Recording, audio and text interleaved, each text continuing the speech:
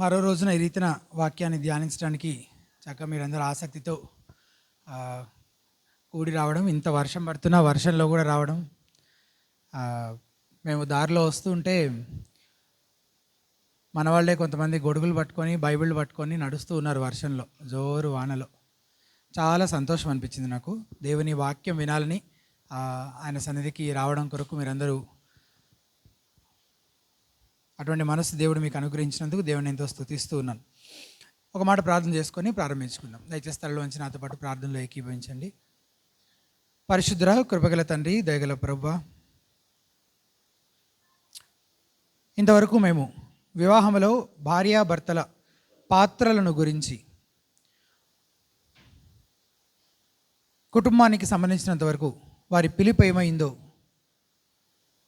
వారు ఏం చేయాలో ఏం చేయకూడదో, ఎందుకు చేయాలో ఎందుకు చేయకూడదో ఆ సంగతులని మేము ఆలోచన చేయటానికి, మమ్మల్ని మేము పరిశీలించుకోవడానికి మీరు కృప చూపించారు. మీకు వందనాలు. మరి ముఖ్యంగా ప్రభు, మరి ఈ సమయంలో కూడా ఇంకా వివాహానికి సంబంధించిన అనేక సంగతులు మేము ఆలోచిస్తూ ఉండగా మీరే కృప చూపించమని, మీ ఆత్మ సహాయం ఇక్కడ చేరి ఉన్న ప్రతి ఒక్కరికి అనుగ్రహించి కృప చూపించమని, మీ దాసునైన నన్ను కూడా మీ మహిమార్థమే మీరే వాడుకొనమని, నన్నును మమ్మల్ని అందరినీ మీ దయగల హస్తాలకు కృపకు అప్పగించుకుంటూ యేసునామమున స్తుతించి ప్రార్థించి వేడుకుంటున్నాము తండ్రి.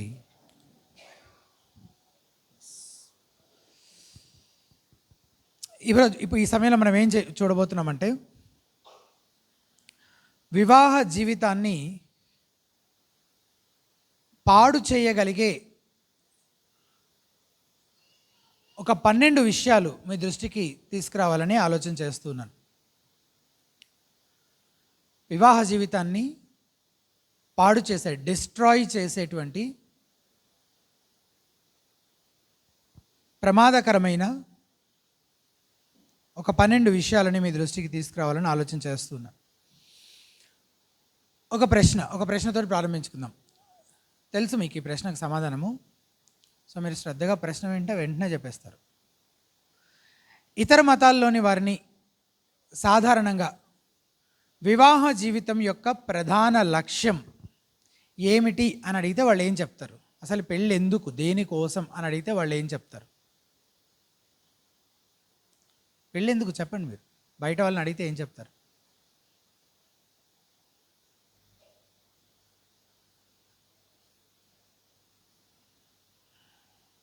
మీరు నన్ను చూస్తుండండి, నేను మిమ్మల్ని చూస్తుంటాను.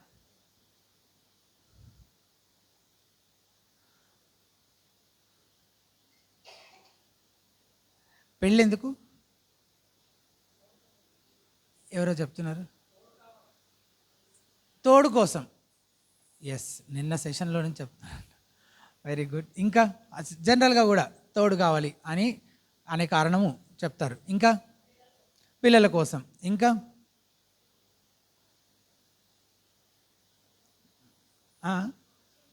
వంశవృద్ధి కోసం. మా వంశము ఏమవ్వాలి, కొనసాగాలి, అది ఇక్కడితో ఆగిపోకూడదు. ఇంకా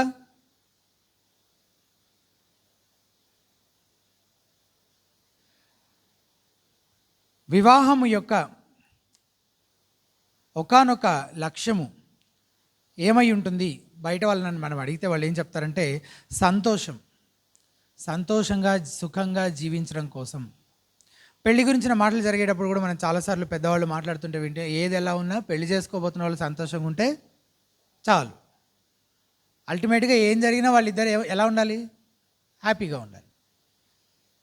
కానీ క్రైస్తవులను వివాహం యొక్క ప్రధాన లక్ష్యం ఏమిటని అడిగితే వాళ్ళు ఏం చెప్పాలి? ఇప్పుడు ఇది మన గురించే. ఇప్పుడు దాకంటే మీరు బయట వాళ్ళకి మాకు పెద్దగా తెలియదండి అన్నది ఇప్పుడు మన గురించే. మనం ఏం చెప్పాలి? పెళ్ళి ఎందుకు అని అడిగితే మనం ఏం చెప్పాలి?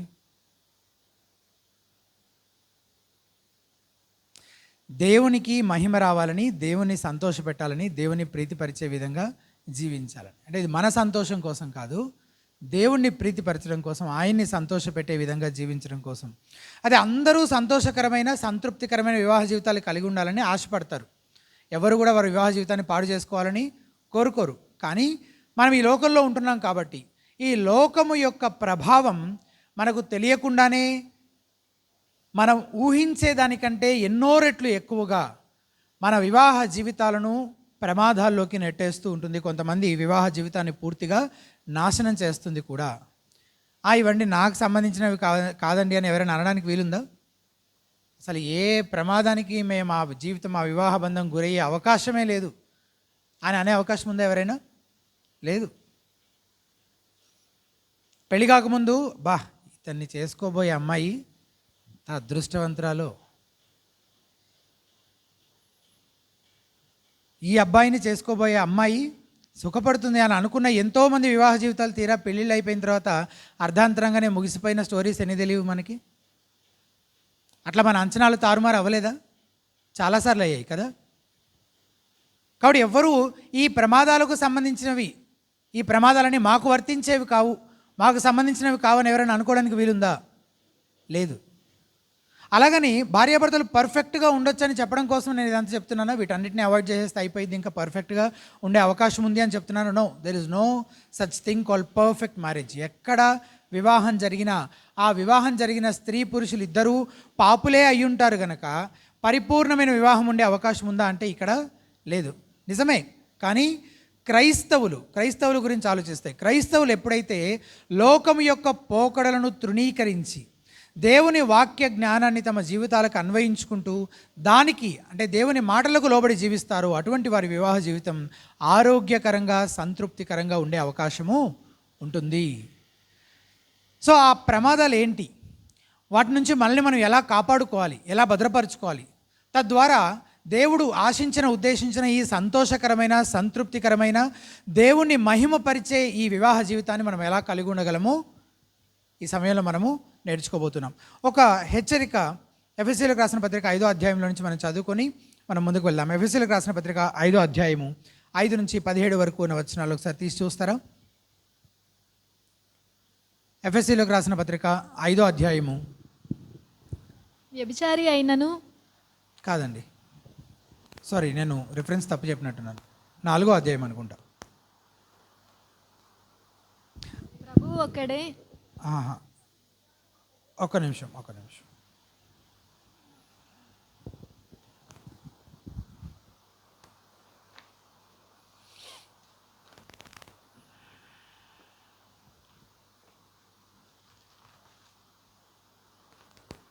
కరెక్ట్. ఎఫెసీయులకు రాసిన పత్రిక 5వ అధ్యాయం 15వ వచనం.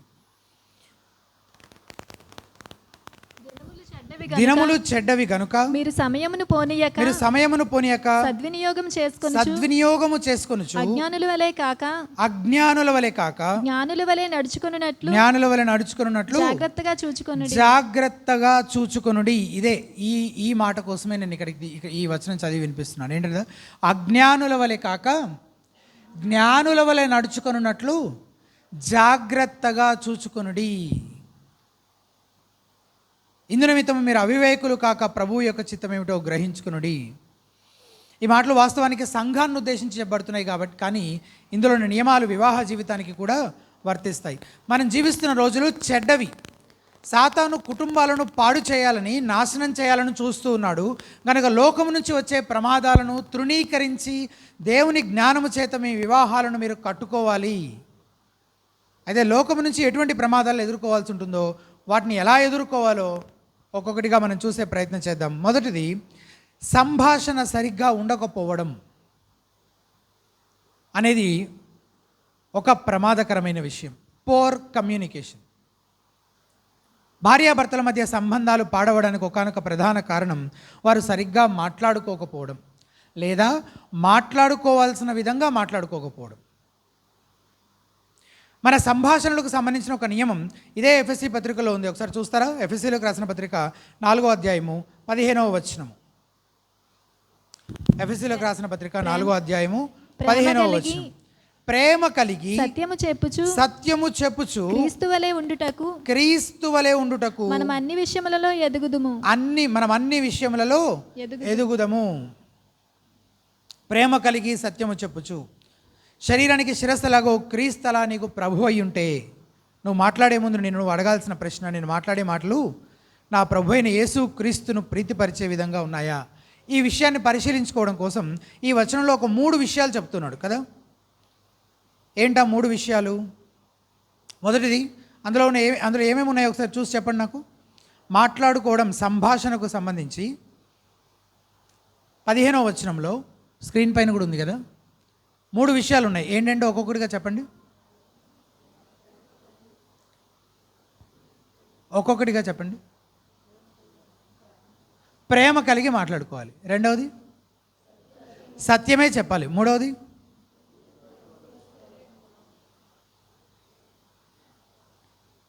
మొదటిది, నా మాటల్లో ప్రేమ ఉందా? రెండవది, నేను సత్యమే మాట్లాడుతున్నానా? మూడవది, నా మాటల ద్వారా మేమిద్దరము క్రీస్తు సారూప్యంలోకి ఎదగగలుగుతామా? కొంతమంది మనసులో ఏమీ దాచుకోకుండా యథార్థంగా ఉన్నది ఉన్నట్లు ముఖం మీదే అనేస్తారు కదా. ఇలాంటి వాళ్ళందరూ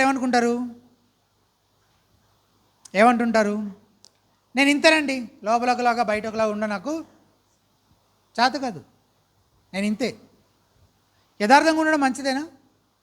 ట్రాన్స్పరెంట్గా ఉండడం మంచిదేనా? లోపల ఎలా ఉన్నారో అలాగే బయటకు ఉండడం, జెన్యూన్గా ట్రాన్స్పరెంట్గా ఉండడం మంచిదేనా? ఉండాలో ఉండొద్దా? ఉండాలి కదా. ట్రాన్స్పరెంట్గా జెన్యూన్గా ఉండాలి.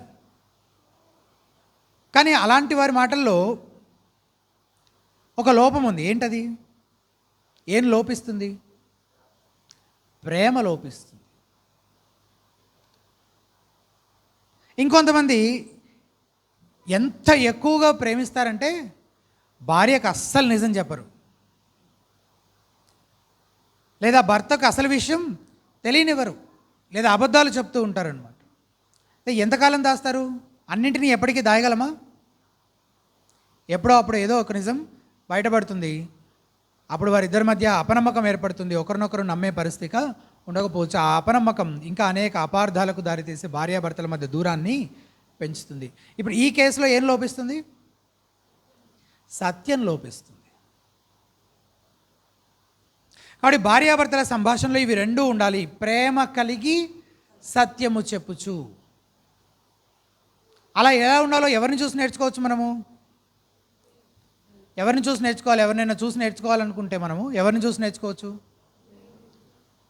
యేసు క్రీస్తు ప్రభువారిని చూసే అల్టిమేట్ ఎగ్జాంపుల్, మనకి మాదిరి ఆయనే గనక ఆయనను చూసి మనము నేర్చుకోవాలి. అప్పుడే కదా మనం క్రీస్తు వలె ఉండగలుగుతాం. ఆ వచనంలో ఉంది కదా అన్నమాట, క్రీస్తు వలె ఉండుటకు. ఆయనలాగా ఆయన స్వారూప్యంలోనికి మారాలంటే ఈ విషయంలో మన సంభాషణ ఎలా ఉండాలో కూడా ఎవరిని చూసి నేర్చుకోవాలి? మనం ఆయన్నే చూసి నేర్చుకోవాలి. మరి ఆయన ఎలా మాట్లాడాడో, ఎలా జీవించాడో ఎలా తెలుస్తుంది మనకి? ఆయన వాక్యం చదివితే తెలుస్తుంది. రోజు బైబిల్ చదవటం ద్వారా ఆయనను చూస్తూ ఆయన పోలికలోనికి మార్చబడే విధంగా మన సంభాషణలన్నీ కూడా ఆయనలాగా, ఆయనకు లాగా మనం మార్పు చెందే విధంగా చెందే అవకాశం ఉంటుంది. అది మొదటి విషయం, మొదటి ప్రమాదం, సంభాషణలు సరిగ్గా లేకపోవడం అనేది. రెండవ ప్రమాదం కోపము మరియు దూషణ మాటలు. ఎఫెసీయులకు రాసిన పత్రిక 4వ అధ్యాయం 26వ వచనం ఏముంది అక్కడ? కోపపడుడి కానీ పాపము చేయకుడి. అంటే పాపం చేయకుండా కోపపడడం సాధ్యమేనా? పాపం చేయకుండా కోపపడడం సాధ్యం కాబట్టేగా చెప్తున్నాడు. కాకపోతే చేయమని ఎందుకు చెప్పేవాడు? అంటే నీతియుక్తమైన కోపం, రైచియస్ యాంగర్ అనేది ఒకటి ఉంది, సిన్ఫుల్ యాంగర్, పాపయుక్తమైన కోపం అనేది ఒకటి ఉంది.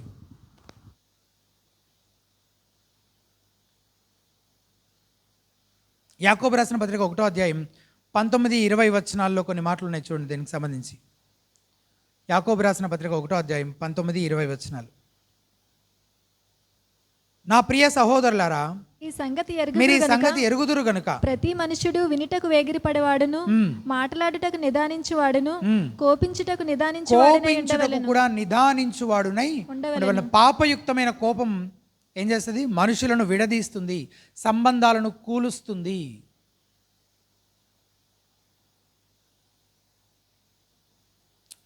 నరుని కోపము దేవుని నీతిని నెరవేర్చదు అని అదే యాకోబు భక్తుడు 20వ వచనంలో చెప్తున్నాడు. అలాగే ఎఫెసీయులకు రాసిన పత్రిక 4వ అధ్యాయం 29వ వచనం కూడా, వినువారికి మేలు కలుగునట్లు అవసరమును బట్టి క్షేమాభివృద్ధికరమైన అనుకూల వచనమే పలుకుడి కానీ దుర్భాష ఏదైనాను మీ నోట రానీయకుడి. ఈ దుర్భాష అనే మాట ఉంది కదా, దీనికి గ్రీకులో వాడిన పదానికి అసలు అర్థం ఏంటంటే కుళ్ళిపోయిన అనే అర్థం వస్తుంది. రాటెన్, కుళ్ళిపోయిన అనే భావం ఉంటుందండి. అంటే కుళ్ళిపోయిన టమాటా ఎలాంటి వాసన వస్తుంది, మురిగిపోయిన కోడిగుడ్డు ఎలాంటి వాసన వస్తుందో అలా కంపు కొట్టే మాటలు మాట్లాడకూడదు అని చెప్తున్నాడు. దుర్భాష. 31వ వచనం, సమస్తమైన ద్వేషము, కోపము, క్రోధము, అల్లరి, దూషణ, సకలమైన దుష్టత్వమును మీరు విసర్జించుడి. సామెతల గ్రంథం 15వ అధ్యాయం 1వ వచనం, మృదువైన మాట క్రోధమును చల్లార్చును, నొప్పించు మాట కోపమును రేపును. నిజంగా నువ్వు దేవునికి విధేయత చూపించాలనుకుంటూ ఉంటే తప్పకుండా నువ్వు నీ కోపాన్ని ఏం చేయాలి, అదుపు చేసుకోవాలి. లేకపోతే అది మీ వివాహ సంబంధానికి, వివాహ జీవితానికి ఎంతో ప్రమాదకరమైనది. కొంతమంది చెప్పే సాకేంటంటే, నేను నా కోపాన్ని కంట్రోల్ చేసుకోలేకపోతున్నాను, అసలు నేను చాలా ప్రయత్నిస్తున్నాను కానీ నా వల్ల అవ్వట్లేదు, ఇక అవదేమో అనిపిస్తుంది, ఇక ఈ జీవితానికి ఇంతేనేమో అనిపిస్తుంది అని కొంతమంది చెప్పే సాకు అనమాట, కోపాన్ని నియంత్రించుకోవడానికి. ఒక ఉదాహరణ చెప్తాను. ఒకసారి భార్యాభర్తలు ఇద్దరు బాగా గొడవ పడుతున్నారు. గొడవ అంటే కొట్టుకోవడం అనుకోవద్దు, మామూలుగా అరుచుకోవడమో లేదా మాటలు. ఇద్దరు విపరీతమైన కోపంతో ఉన్నారు, ఒకరినొకరు దూషించుకుంటూ ఉన్నారు. ఇందులో ఇంటికి ఒక పోలీస్ ఆయన వచ్చాడు అనుకోండి, డోర్ తీసి వెంటనే ఏంటండి అని అరుస్తారు ఆయన మీద, కోపంలో ఉన్నారు కదా. వెంటనే ఏం చేస్తాం మనం,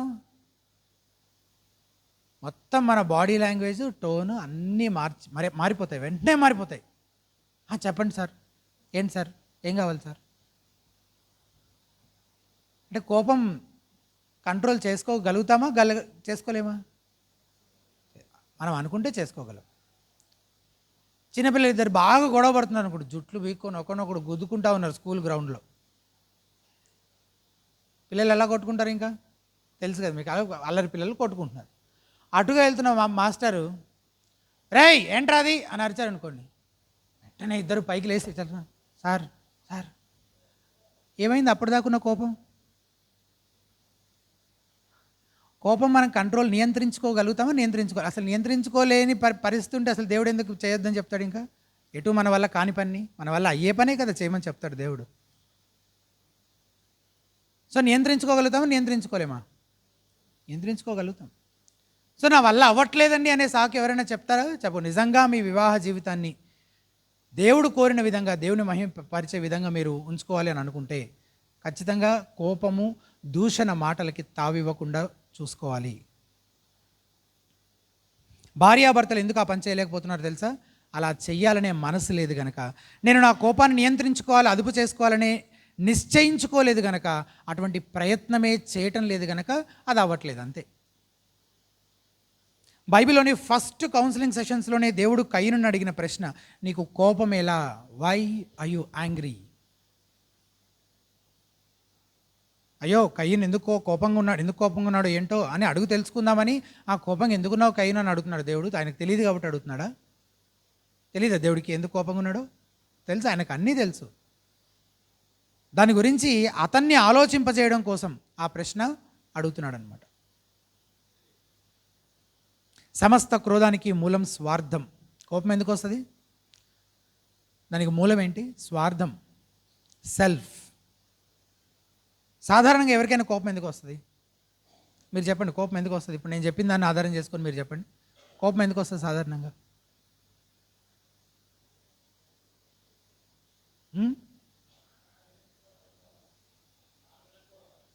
మాట వినకపోవడం వల్ల. ఓకే, మాట వినకపోవడం వల్ల వాళ్ళు ఏం చేస్తున్నారు? ఊరికే వినకపోవడం కాదు, దానికి ఇంకా లోతైన కారణం ఉంది. కోపం ఎందుకు వస్తుంది మనకి? నాకు అస్సలు రాదండి అనొద్దు, అలాంటి అనుభవాలు ఏమీ లేవు నాకు అని చెప్పొద్దు. కోపం ఎందుకు వస్తుందంటే, నాకు నచ్చినట్లు, నాకు కావలసిన విధంగా జరగట్లేదు కాబట్టి నాకు కోపం వస్తుంది. సో ఇందులో అంతా ఎవరున్నారు? నేనే ఉన్నాను ఇందులో. నేను కోరుకున్నది, నాకు నచ్చింది, నేను కావాలనుకుంటుంది, నేను కోరుకున్న విధంగా జరగట్లేదు కాబట్టి నాకు కోపం వస్తుంది. అందుకే కోపానికి మూలం ఏంటని చెప్తున్నా నేను, స్వార్థం. ఇంకొన్నిసార్లు ఒకరిపై ఒకరు పెత్తనం చేయడానికి కూడా కోపాన్ని ఆయుధంగా వాడుతుంటారు అనమాట. అంటే గట్టిగా ఎవరు అరిస్తే, ఎవరు ఎక్కువ కోప్పడితే వాళ్ళు ఏం చేస్తున్నారు, కోపాన్ని ఆయుధంగా వాడి అవతల వాళ్ళని నియంత్రించాలని, అదుపు చేయాలని ప్రయత్నిస్తున్నారు అనమాట. కానీ మీ కోపము, కంపు కొట్టే మీ మాటలు మీ వివాహ జీవితాన్ని నాశనం చేస్తాయి. కోపాన్ని విసర్జించండి అనేది ఒక ఆజ్ఞ. ప్రయత్నించి చూస్తాను, అయితే అవుతుంది, నాకు చేతనైతే చేస్తాను, లేకపోతే మానేస్తానంటే కుదరదు. It's a command. దేవుడు ఆజ్ఞాపిస్తున్నాడు. కాబట్టి మీ మాటలు మృదువుగాను, వినువారికి మేలు కలుగునట్లు, క్షేమాభివృద్ధి కలుగునట్లు అనుకూల వచనములే పలకాలి. మీ కోపాన్ని అణుచుకోవడం సాధ్యమే అని జ్ఞాపకం ఉంచుకోండి. మూడవది, ద్వేషము మరియు క్షమించలేనితనము. అదే ఎఫెసీయులకు రాసిన పత్రిక 4:31 అక్కడ ఏముంది, సమస్తమైన ద్వేషము, కోపము, క్రోధము, అల్లరి, దూషణ, సకలమైన దుష్టత్వమును మీరు ఏం చేయాలి, విసర్జించండి. ఇవన్నీ ఈ లిస్ట్ అంతా చెప్పి, ద్వేషం, కోపం, క్రోధం, అల్లరి ఇవంతా విసర్జించని చెప్పి వెంటనే 32లో ఏం చెప్తున్నాడు, ఒకని ఎడల ఒకడు దయ కలిగి కరుణాహృదయులై క్రీస్తునందు దేవుడు మిమ్మల్ని క్షమించిన ప్రకారం మీరును ఒకరినొకడు క్షమించుడి. ద్వేషానికి, కోపానికి విరుగుడుగా ఏం చెప్తున్నాడు ఇక్కడ, క్షమించడం, క్షమాపణ. చాలాసార్లు భార్యాభర్తలు గొడవ పడుతుంటారు. చిన్న చిన్న గొడవలు అవుతుంటాయి. రోజు పెద్ద పెద్ద గొడవలు అవుతాయా? పెళ్లి చేసుకున్న వాళ్ళ అనుభవం నుంచి వాళ్ళు చెప్పాలి. పాపం యవనస్తులు అలా చూస్తుంటారు, దానికి వాళ్ళనేమంటాం కానీ పెళ్లి చేసుకున్న వాళ్ళు స్పందిస్తున్నారు. రోజు పెద్ద పెద్ద గొడవలు అవుతాయా? కానీ చిన్న చిన్న గొడవలు ఎంత తరచుగా అవుతుంటాయి? చాలా తరచుగా అవుతుంటాయి. ఎక్కడో మనస్పర్ధలు రావడం, ఎక్కడో చిన్న మాట, నొచ్చుకునే మాట అనడం, ప్రవర్తన ద్వారానో, మన బాడీ లాంగ్వేజ్ ద్వారానో అవతల వ్యక్తిని నొప్పించేలా చేయడం. ఆ చిన్న చిన్న గొడవలు కూర్చొని మాట్లాడుకోకుండానే వదిలేస్తుంటారు చాలాసార్లు. అది సమస్య. ఎక్కడో ఏదో చిన్న ఇబ్బంది వచ్చింది, సమస్య వచ్చింది. చాలాసార్లు ఏం జరుగుతుంది, ఇది నా అనుభవంలో నుంచే నేను మాట్లాడుతున్నాను, మీ అందరి అనుభవంలో కూడా మీరు ఐడెంటిఫై చేయగలుగుతారు. చిన్న విషయం వస్తుంది, ఎడమొహం పెడమొహం లాగా సాయంత్రం దాకానో రేపు మళ్ళీ మరుసటి రోజు దాకానో మాట్లాడుకోకుంటారు. మళ్ళీ ఎక్కడో మాటలు కలిపేసుకుంటారు, మాట్లాడేసుకుంటూ ఉంటారు, అంతే. ఇంకా అది అలా వెళ్ళిపోయింది, ఇంకా అది సైడ్కి. జరగదు ఇలాగా చిన్న చిన్నవన్నీ. కానీ కూర్చొని అది ఎందుకు జరిగింది, అలా ఎందుకు జరిగిందని కూర్చొని మాట్లాడుకోవడం, తప్పెవరిది ఉంది అది వాళ్ళు ఒప్పుకోవడం, ఎక్కడ తేడా వచ్చిందో అక్కడ అది గుర్తించి దాన్ని సరి చేసుకోవడం, మళ్ళీ అలా జరగకుండా ఏం చేయాలో చూసుకోవడం. అబ్బో, అంత పని ఎవరు చేస్తారండి అంటారా? కానీ అలా వదిలేస్తే జరిగే ప్రమాదం ఏంటంటే, వాటి తాలూకా కోపము, ద్వేషం మాత్రం అలా పేరుకుపోతూ, ఇవన్నీ ఎటువంటివంటే చిన్న చిన్న ఇటుకలు వంటివి అన్నమాట. ఈ ఇటుకలన్నీ ఒక్కొక్కటిగా పేరుకుపోయి ఒకరోజు భార్యాభర్తలు ఇద్దరి మధ్య ఒక పెద్ద గోడ ఏర్పడి ఇక వారు కలిసి జీవించడం ఇక అసాధ్యమనే పరిస్థితికి అది దారితీస్తుంది. ఒక్కో ఇటుకే వాళ్ళిద్దరి మధ్య కట్టుకుంటూ దాన్ని నిర్లక్ష్యం చేస్తూ మళ్ళీ ఇంకో దాని మీద ఇంకోటి కట్టుకుంటూ దాని మీద ఇంకోటి పేర్చుకుంటూ వెళ్తున్నారనమాట. మీరు గమనించారు, విడిపోవాలి, అసలు ఇంకా నా వల్ల కాదు, ఇంకా నాకు విడాకులు కావాల్సిందే, ఈ మనిషితో నేను ఇంకా బ్రతకలేను అని అన్న వాళ్ళని మీరు ఎవరినైనా కదిలించండి, వాళ్ళ దగ్గర ఎన్ని కారణాలు ఉంటాయి విడిపోవడానికి? ఒకే ఒక కారణం చెప్పేవాళ్ళు ఎవరైనా చూసారా? అంటే చాలా ఉన్నా అందులో నుంచి ఒకటి చెప్తుండొచ్చు, కానీ అసలు కారణాలు ఎన్ని ఉంటాయి? ఒకటే ఉంటుందా?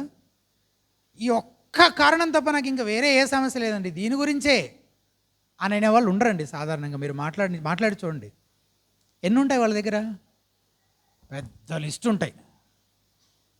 చెప్పమంటే 2-3 గంటలు చెప్తారనమాట. ఎందుకు అతనితో లేదా ఆమె ఇంకా కాపురం చేయడం కుదరదు అని చెప్పడానికి పెద్ద లిస్ట్ ఉంటుంది.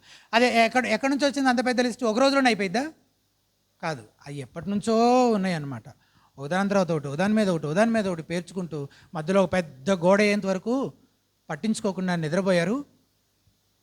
తర్వాత వాళ్ళిద్దరి మధ్య దూరం పెరిగిపోయి ఇక కలిసి జీవించడమే కష్టమయ్యే పరిస్థితి ఏర్పడింది. కాబట్టి చిన్నవైనా సరే భార్య చిరాగ్గా ఒక మాట అంది. తర్వాత ఆమె కాస్త శాంతించిన తర్వాత వెళ్ళి అడగాలి, ఎందుకు ఆ మాట అనాల్సి వచ్చింది, ఎందుకు చిరాకు పడ్డావు, నువ్వు నేను చేసింది ఏమైనా నచ్చలేదా నీకు, నేను మాట్లాడిన మాట ఏమైనా నీకు ఇబ్బంది అనిపించిందా? అదే మాట అదే మాట భార్య, అదే పని భార్య చేయాలి భర్త విషయంలో. చిన్న చిన్నవి కూడా పరిష్కరించుకోవాలి, నెగ్లెక్ట్ చేయొద్దు. ఎప్పటికప్పుడే కూర్చొని మాట్లాడుకొని పరిష్కరించుకోవాలి. ఎవరి తప్పును వారు ఒప్పుకోవడం, క్షమాపణ కోరడం, సరి చేసుకోవడం జరగాలి. కొందరు తాము తప్పు చేస్తే సారీ ఎట్లా చెప్తారు?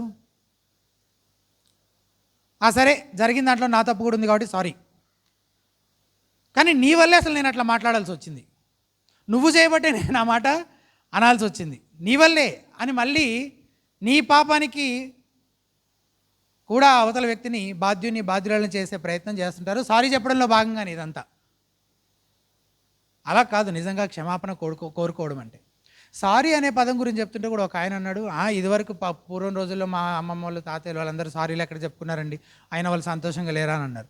సారీ అంటే సారీయే చెప్పమని కాదు, ఆ ఇంగ్లీష్ పదం వాడమని నేనేమి దాన్ని ప్రమోట్ చేయట్లేదు. ఇప్పుడు నేను చెప్పేది తప్పైపోయింది అని అనే మాట వాడారా? మా పెద్దవాళ్ళు అయితే వాడారు. సరే నాదే తప్పు, నా తప్పు అయిపోయింది, ఇంకోసారి అలా జరగకుండా చూసుకుంటాను, ఇలాంటి మాటలు మాట్లాడుకోరా? ఇలాంటివి ఏవి లేకుండానే సాగుతుందా సంసారం? తప్పు ఒప్పుకోవాలి, సరే ఇంకోసారి జరగకుండా చూస్తాను, ఈసారి జాగ్రత్తగా ఉంటాను, ఇలాంటి మాటలు వాడరా? అలాంటివి వాడమని చెప్తున్నాను నేను. ఒప్పుకోండి, తప్పు ఒప్పుకోండి, దాన్ని గుర్తించండి, మళ్ళీ రిపీట్ చేయనని చెప్పండి. అవతల వాళ్ళకి బాధ పెట్టినందుకు మీరు కూడా బాధపడుతున్నారన్న దాన్ని వ్యక్తపరచండి.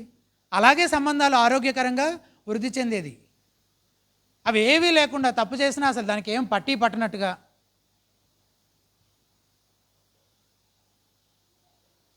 అసలు ఈ థ్యాంక్స్లు సారీలన్నీ ఎందుకండి, ఇవన్నీ అసలు అవసరం లేదు, చెప్పాల్సిన అవసరం లేదని అంటారు. ఏది నిజమైన స్నేహం, నిజమైన భార్యాభర్తల అన్యోన్యత తారాస్థాయిలో ఉన్నప్పుడు ఈ థ్యాంక్స్లు సారీలు ఇవన్నీ అవసరం ఉండవండి. సోది మాటలు అవన్నీ చాలా అవసరం, చాలా అవసరం. అవతల వాళ్ళని మనం బాధ పెట్టినప్పుడు దాన్ని మనం గుర్తిస్తున్నాము, మనం కూడా దాంతో బాధపడుతున్నాము, దాంట్లో మన బాధ్యత ఉందని మనము ఒప్పుకుంటున్నాము, దాన్ని మళ్ళీ రిపీట్ చేయకుండా చూసుకుంటాము అని వ్యక్తపరచడం అవసరం. కృతజ్ఞతలు చెప్పడం అవసరం.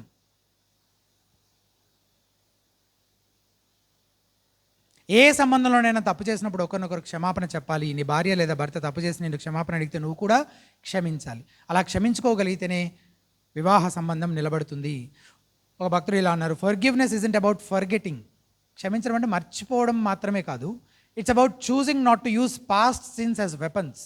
కొన్నిసార్లు ఏం చేస్తుంటారు, అప్పుడెప్పుడో చేసిన తప్పుల్ని కూడా మళ్ళీ తవ్వి ఆయుధాల్లాగా వాడుతుంటారన్నమాట. అది క్షమించడమా? కాదు, అది క్షమించడం కాదు. Be as gracious to your spouse as God was to you. దేవుడు నీ పట్ల ఎంత కృప కలిగి దయ కలిగి నిన్ను ఎంత ఎక్కువగా క్షమించాడో అంతే ఎక్కువగా నీ భార్య పట్ల కూడా నువ్వు ఆ క్షమాపణ గుణం కలిగి ఉండాలి. నాలుగవది స్కిప్ చేస్తున్నాను నేను. జారత్వము, సెక్షువల్ ఇమ్మొరాలిటీ, ఫ్లీ. అపవిత్రత, లైంగిక పాపాల నుంచి పారిపోండి అని వాక్యం చెప్తుంది. నిన్న సాయంత్రం మనం డివోషన్లో దాని గురించి చాలా వివరంగా చూసాం కనుక దాన్ని స్కిప్ చేస్తున్నాను నేను. 5వది తాగుడు, డ్రగ్స్ తీసుకోవడం, ఇలాంటి వ్యసనాలు ఉంటాయి కదా. ఈ రోజుల్లో మొబైల్ ఫోన్ కూడా ఒక వ్యసనమే, ఫోన్ వాడడం కూడా ఒక వ్యసనమే, టీవీ సీరియల్ చూడడం కూడా ఒక వ్యసనమే, సినిమాలు చూడడం కూడా ఒక వ్యసనమే. ఏదైనా మోతాదుకు మించి పిచ్చిగా మారిందంటే అది వ్యసనమే కదా. దానికి బానిసలవ్వడం, ఈ వ్యసనాలు కుటుంబాలను పాడు చేస్తాయి. ఫోన్ గురించి కంప్లైంట్ చేసే భార్యలు ఉన్నారని తెలుసా, భర్తలు ఉన్నారని తెలుసా? నా భార్య అస్సలు ఫోనే చూస్తూ ఉంటుందండి, అస్తమానం టీవీ లేకపోతే ఫోన్, అసలు పిల్లల్ని పట్టించుకోదు, ఇంటిని పట్టించుకోదు అనే భర్తలు ఉన్నారు, అలా కంప్లైంట్ చేసే భర్తలు. మా ఆయనండి అసలు ఆఫీస్ నుంచి వస్తాడైతే ఇంకా ఫోన్లోనే తలకాయ పెట్టి అసలు పిల్లలు, ఇల్లు, నన్ను ఏమీ పట్టించుకోడు అసలు అని చెప్పే భార్యలు కూడా ఉన్నారు. వ్యసనాలు, డబ్బులు వృధాగా ఖర్చు పెట్టడం, ఆరోగ్యం పాడు చేసుకోవడం, వివాహ సంబంధాలను ఏం చేస్తాయి, అవి నాశనం చేస్తాయి. అది నా బలహీనత బ్రదర్, అది నాకు అలవాటైపోయింది, నేను దాన్ని మానుకోలేకపోతున్నానని చెప్తుంటారు. నిజమే, అది మానసికంగా అంటే తాగుడు, డ్రగ్స్ ఇలాంటివి అయితే మానసికంగా కూడా ప్రజలపైన ప్రభావం ఉంటుంది. అందుకే రీహాబిలిటేషన్ సెంటర్స్ పెడతారు, అవసరమైతే వెళ్ళి ట్రీట్మెంట్ తీసుకోవాలి. కానీ అంతకు మించి బైబిల్ దాని గురించి ఏం చెప్తుందంటే, తాగుబోతుతనము, మత్తు కలిగించే వాటికి బానిసలుగా అటువంటి వ్యసనాలలో ఉండడము పాపము అని చెప్తుంది. అది ఏదో అనారోగ్య సమస్య కాదు, అది పాపము. ఇటువంటి వ్యసనాలు నీ వివాహ జీవితాన్ని ఏం చేస్తాయి? నాశనం చేస్తాయి. అటువంటి పాపంలో ఎవరైనా ఉంటాయి, ఈ దినమే దాన్ని ఒప్పుకొని విడిచిపెట్టమని ప్రభు పేరట బ్రతిమాలుతున్నాను. ఖచ్చితంగా దేవుడు మీకు సహాయం చేస్తాడు. అటువంటి వాటిపై మీకు విజయాన్ని ఆయన ఖచ్చితంగా అనుగ్రహిస్తాడు. 6వది స్వార్థం. దీని గురించి కొంతవరకు ఇందాక చూసాం మనం. క్లుప్తంగా ఇంకొన్ని మాటలు పంచుకుంటాను. ఈ స్వార్థం అనేక రూపాల్లో ఉంటుంది. పాపయుక్తమైన కోపానికి కూడా మూలం స్వార్థమే అని ఇందాక చెప్పాను. గర్వానికి మూలం కూడా స్వార్థమే. స్వార్థపరుడైన భర్త, ఎ సెల్ఫిష్ హస్బెండ్, ఎంతసేపు తన గురించి ఆలోచించుకుంటాడు. తన భార్య అవసరాల గురించి అస్సలు పట్టించుకోడు.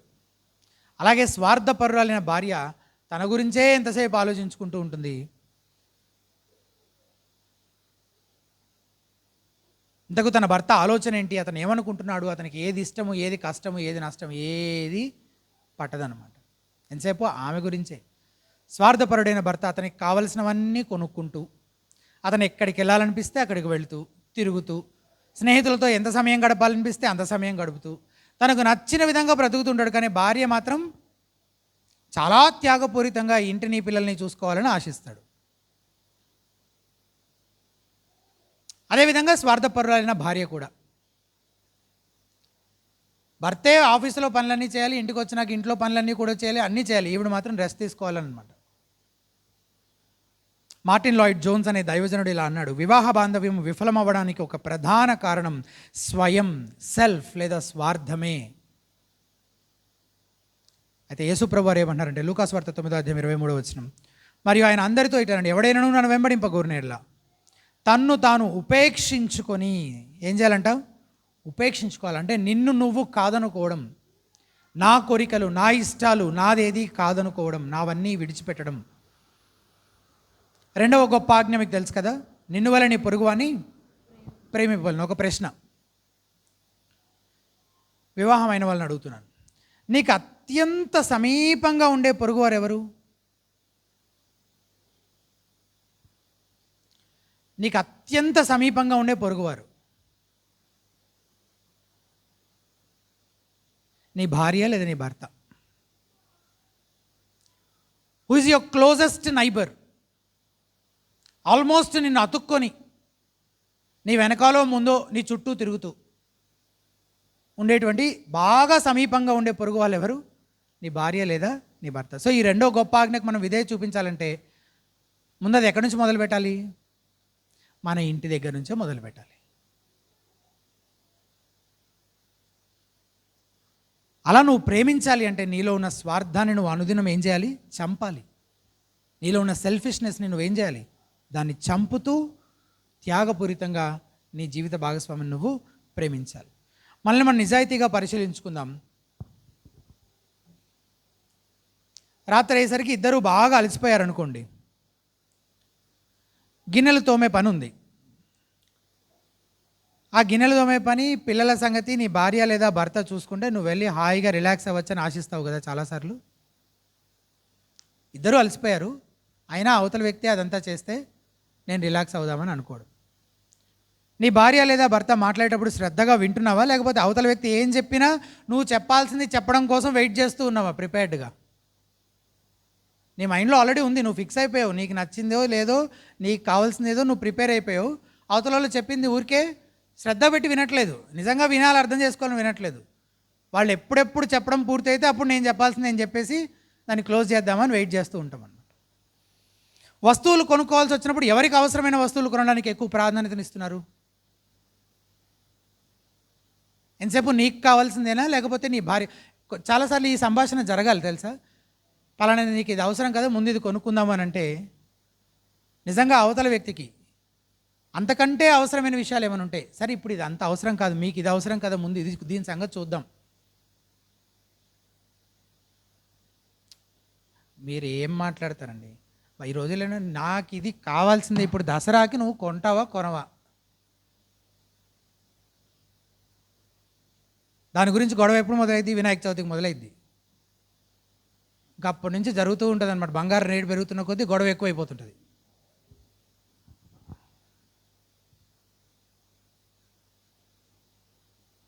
నువ్వు ప్రార్థన చేసేటప్పుడు కూడా దేవా నా భర్తని ఎట్లయినా మార్చు ప్రభువా, నా భార్యను మార్చు ప్రభువా, నేను మారాలి కాదు.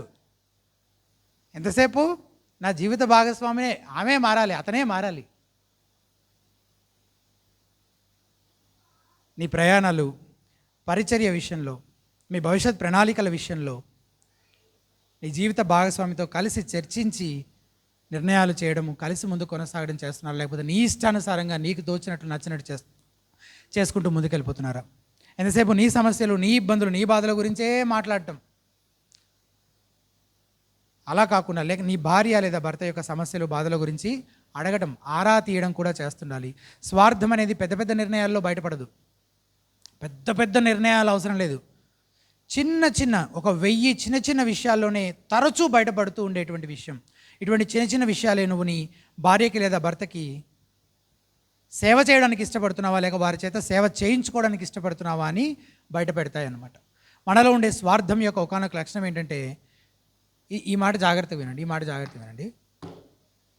మనలో ఉన్న స్వార్థం యొక్క ఒకానొక లక్షణం ఏంటంటే, ఇప్పటి వరకు నేను చెప్పిన విషయాలు ఉన్నాయని చూసారా, ఇందులో చాలా వరకు నా భార్యకి, నా భర్తకే కరెక్ట్గా వర్తిస్తాయి అని అనిపిస్తుంది కదా మీలో చాలామందికి. అదే నిజంగా మీలో స్వార్థం ఉండడానికి రుజువు అనమాట. అనిపించలేదా? ఇప్పుడు దాకా నేను ఇవన్నీ చెప్తున్నప్పుడు ఇది నా భార్యకి, ఆమె కరెక్ట్, అసలు ఆమె వింటుందా లేదా అని చెక్ చేసుకున్న వాళ్ళు కూడా ఉంటారు. ఈ మాట చెప్తున్నప్పుడు అతను వింటున్నాడా లేదా అసలు అని చెక్ చేసుకుంటూ ఉంటారు కూడా మధ్యలో. అదే స్వార్థం యొక్క, మీలో స్వార్థం ఉంది అనడానికి అది రుజువు అనమాట. చెప్తుంది ఎవరి కోసం? నా కోసం, అంటే మీకోసం. మనలో ఉండే స్వార్థాన్ని మనం ప్రతిదినము జయించాలి. 7వది, ఒకరికొకరు సహకరించుకోవడం కాకుండా పోటీతత్వము వివాహ జీవితాన్ని, బాంధవ్యాన్ని నాశనం చేస్తుంది.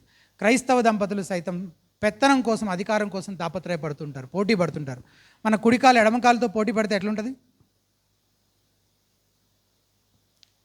నడిచేటప్పుడు, పరిగెత్తేటప్పుడు కుడికాలు ఎడంకాలతో పోటీ పడుతుంది అనుకోండి, ఎట్లా ఉంటుంది మన పరిస్థితి?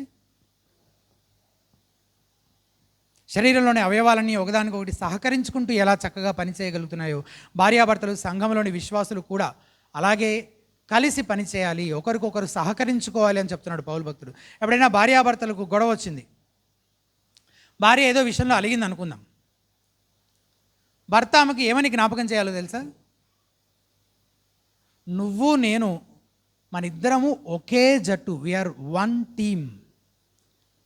చాలాసార్లు మన ఆలోచన, మన వైఖరి, మన మనసు ఎట్లయిపోతుందంటే ఆపోజిట్ టీమ్స్. మనం ఎప్పుడు మన ఇద్దరం ఫైట్ చేయడానికి రెడీగా ఉన్నాము, ఎవరు గెలుస్తారో చూద్దామన్న దూరంలోకి వెళ్ళిపోతుంటారు. కానీ పదే పదే భార్యాభర్తలు ఒకరికొకరు గుర్తు చేసుకోవాల్సిన విషయం ఏంటంటే, మనం మన శరీర సంబంధమైన, పాప సంబంధమైన విషయాలతోటి పోరాడుతున్నాం, కానీ మనిద్దరం ఒకరితో ఒకరం పోట్లాడలేదు. మన ఇద్దరం ఒకే జట్టు, వీఆర్ వన్ టీమ్. మన ఇద్దరం కలిసి ఫైట్ చేద్దాం, సమస్యల్ని మన ఇద్దరం కలిసి ఎదుర్కొందాం అనే విషయాన్ని ఒకరికొకరు తరచూ జ్ఞాపకం చేసుకుంటూ ఉండాలి. అవి సిద్ధాంతపరమైన విషయాలైతే తప్ప, సత్యంతో రాజీ పడే పరిస్థితి అయితే తప్ప, అన్ని సంభాషణల్లో, వాదనల్లో నేనే గెలవాలి అనేది నీ లక్ష్యం అయి ఉండకూడదు. నీ లక్ష్యం మీరిద్దరూ ఒకరికొకరు సహకరించుకోవడం ద్వారా దేవుని మహింపరిచే విధంగా ఉండాలి అనేదే మీ లక్ష్యం అయి ఉండాలి. రహస్యంగా నువ్వు కొన్ని ప్రశ్నలు మీరు పరిశీలించుకోవడం కోసం, రహస్యంగా నువ్వు ఎవరు ఎక్కువ సంపాదిస్తున్నారు, ఎవరు ఎక్కువ కష్టపడి ఈ కుటుంబాన్ని లాక్కెళ్తున్నారని అస్తమానం నిన్ను, నీ భార్యని లేదా భర్తతో కంపేర్ చేసుకుంటూ, పోల్చుకుంటూ ఉంటున్నావా? ఎందుకు? అదే పోటీతత్వం అన్నమాట. నేను గొప్ప, అతను గొప్ప, నేను గొప్ప, ఆమె గొప్ప. ఎవరు అసలు ఈ కుటుంబానికి కష్టపడి ఎక్కువ పోషించి ముందుకు నడిపించేది ఎవరు అని పోల్చుకుంటూ అవతల వాళ్ళని తక్కువగా చూడటం. నిన్ను మెచ్చుకోవడం కంటే ఎక్కువగా నీ భార్యని లేదా భర్తను ఎవరైనా మెచ్చుకుంటే ఈర్ష్య పడుతున్నావా? నువ్వు ఎక్కువ ప్రార్థన చేస్తావు, బైబిల్ చదువుతావు, పరిచర్య చేస్తుంటావు కాబట్టి ఆత్మీయంగా నా భార్య లేదా భర్త కంటే నేనే గొప్ప అని అతిశయిస్తున్నావా? పిల్లల ప్రేమ ఆప్యాయతల కోసం కూడా తల్లిదండ్రులు పోటీ పడుతుంటారు. నా పిల్లలు ఎంతసేపు ఏమనాలి, మమ్మీ మమ్మీ మమ్మీ అంటూ నా చుట్టే తిరగాలి. అందుకోసం డాడీ గురించి తక్కువగా మాట్లాడటం అన్నమాట పిల్లల ముందు. ఇద్దరు కలిసి ఒక టీమ్గా పేరెంటింగ్ చేస్తున్నారా? పిల్లల్ని క్రమశిక్షణ చేసేటప్పుడు నీ భార్య లేదా భర్తని తక్కువ చేయడం ద్వారా నువ్వు బెటర్ పేరెంట్. డాడీ కంటే నేనే మంచిదాన్ని, మమ్మీ కంటే నేనే మంచోడిని అని అనిపించుకోవాలని ఆ తాపత్రయం, అదే స్వార్థానికి ఉన్న లక్షణం. అది మీలో ఉందనడానికి అది రుజువు. అస్తమానం నీ భార్య లేదా భర్త యొక్క బలహీనతల్ని నీ బలాలతోటి పోల్చుకుంటూ నువ్వే గ్రేట్ అని అనుకుంటూ ఉన్నావా? అయితే నీలో స్వార్థం ఉంది. వివాహ బాంధవ్యంలో ఈ పోటీతత్వం ఉంటే, నేనే ముందుండాలి, నేనే గొప్ప, నేనే గెలవాలి అని అనుకుంటూ ఉంటే, యేసుప్రభు వారు ఏమంటున్నారు చూడండి, మత్తయి సువార్త 23:11 మీలో అందరికంటే గొప్పవాడు మీకు పరిచారకుడై ఉండాలి. సహోదర ప్రేమ విషయంలో ఒకని యందు అనురాగము గల వారై ఘనత విషయంలో ఒకరినొకడు గొప్పగా ఎంచుకొనుడి. ఒకరినొకడు గొప్పగా ఎంచుకొనుడి. నాకు నేనే గొప్ప అనుకోవడం కాదు. నిజంగా గొప్పవాడు అయి ఉండాలనుకునేవాడు ఏం చేయాలంట? పరిచారకుడిగా ఉండాలి, పరిచర్య చేసేవారిగా ఉండాలి. పరిచర్య అన్న మాట వచ్చినప్పుడు నిన్నటి దినాన మనము లైంగిక కోరికలను తీర్చుకోవడం, వివాహ జీవితంలో ఏక శరీరం అవ్వడం అనేది కూడా చాలా కీలకమైన విషయం అని చూసాం కదా. అందులో భర్త శరీరం పైన భార్యకు అధికారం ఉంది, భార్య శరీరం పైన భర్తకు అధికారం ఉంది అని చెప్పాం కదా. ఒక భక్తుడు ఈ మాట రాస్తే నేను విన్నాను. ఏంటంటే ఆ వచనాన్ని బేస్ చేసుకొని చెప్పాడు ఆయన. అసలు ఆ లైంగిక సంబంధం కలిగి ఉండడం ద్వారా ఆ కలవడం అనేది ఎందుకు జరగాలి అని అంటే, నీ భార్యకి లేదా నీ భర్తకి నువ్వు పరిచర్య చేయడం కోసము, సేవ చేయడం కోసము, తద్వారా వాళ్ళని సంతృప్తి పరిచి వాళ్ళని సంతోష పెట్టడం కోసం, నీ కోసము కాదు. ప్రైమరీగా నువ్వు పరిచారం చేయడానికే ఆలోచన చేస్తున్నావా, లేకపోతే పోటీతత్వంతో ఆలోచన చేస్తున్నారా? 8వది, ఆర్థిక విషయాల్లో బాధ్యతారహితంగా వ్యవహరించడం. వివాహ జీవితంలో చాలా ఎక్కువ గొడవలు, విడాకుల వరకు కూడా దారితీసే ప్రమాదం ఉన్న గొడవలు డబ్బులకు సంబంధించినవి, ఆర్థికపరమైన సమస్యలు. కొన్నిసార్లు విచ్చలవిడిగా ఖర్చు పెట్టేవారు ఒకరైతే అసలు నిజంగా బ్రతకడానికి ఇక ఇది కొనకపోతే ఇక బ్రతకలేము అంటే తప్ప జేబులో నుంచి రూపాయి తిని వాళ్ళు ఇంకొకరు ఇద్దరు పెళ్లి చేసుకుంటారు.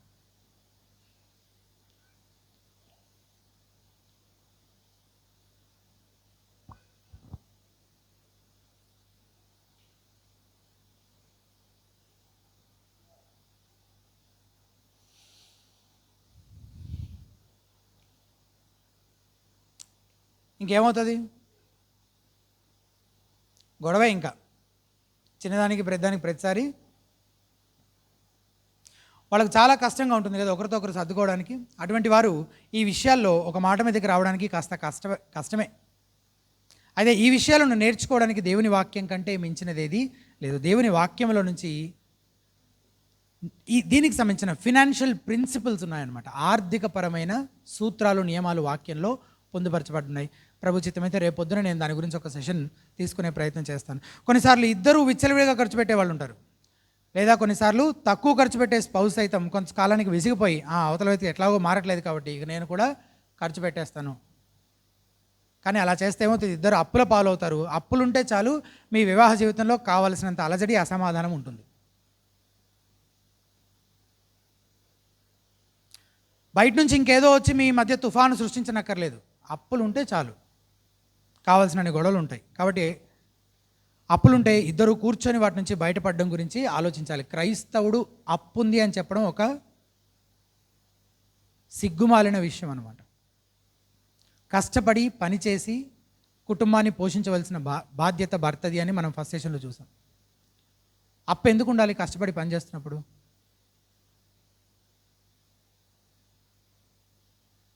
చాలామంది క్రైస్తవులు మాకు అప్పులు ఉన్నాయి ప్రార్థన చేయండి అని అంటుంటే అప్పు ఎందుకు ఉంది? అసలు క్రైస్తవులు అయ్యిండి అప్పు ఎందుకు ఉంది?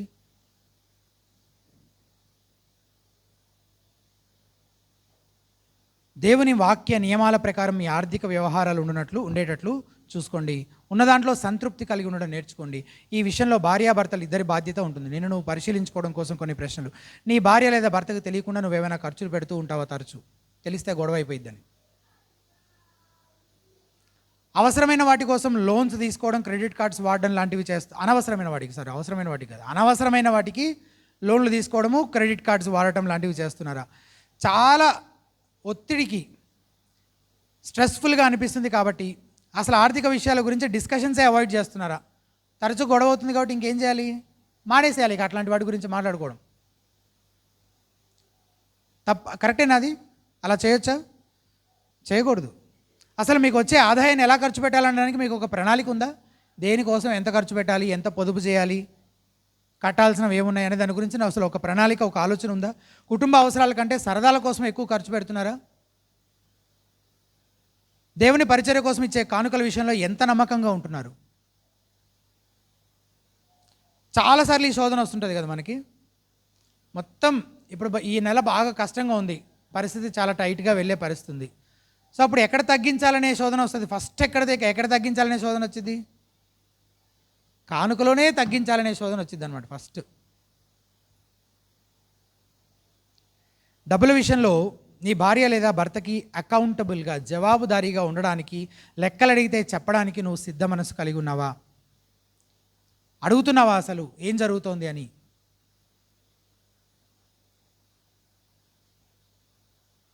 ఖర్చుల గురించి ప్రశ్నిస్తే వెంటనే ఏమవుతారు? భర్త లేదా భార్య ఒకళ్ళు మెయింటైన్ చేస్తున్నారు, ఇంకొకరు అడిగారు అనుకోండి, వెంటనే డిఫెన్సివ్ అయిపోతారు అనమాట. నేను నా ఒక్కడి కోసమేనా, నా ఒక్కదాని కోసమేనా? ఆ మాత్రం నమ్మకం లేకపోతే మరి నాకెందుకు, నువ్వే చేసుకో మొత్తం. ఈ మాటలన్నీ ఏంటి అంటే నన్ను లెక్క అడగొద్దు, అవతల వాళ్ళు నోరు మూయించడానికి మాట్లాడే మాటలు ఇవన్నీ. నిజంగా జాగ్రత్తగా ఖర్చు పెట్టాల్సిన బాధ్యత ఇద్దరిపైన ఉంది. వచ్చే ఆదాయము అందరిది, కుటుంబం అంతటిది. కుటుంబం అంతటికి ప్రయోజనకరంగా ఖర్చు పెట్టాల్సిన బాధ్యత భార్యాభర్తలు ఇద్దరిపైన ఉంది. ఒకరికొకరు ఇద్దరు జవాబుదారీలే, ఇద్దరు అడగాలి, తెలుసుకోవాలి, సవ్యంగానే వెళ్తుందా అనేది పరిశీలించుకోవాలి.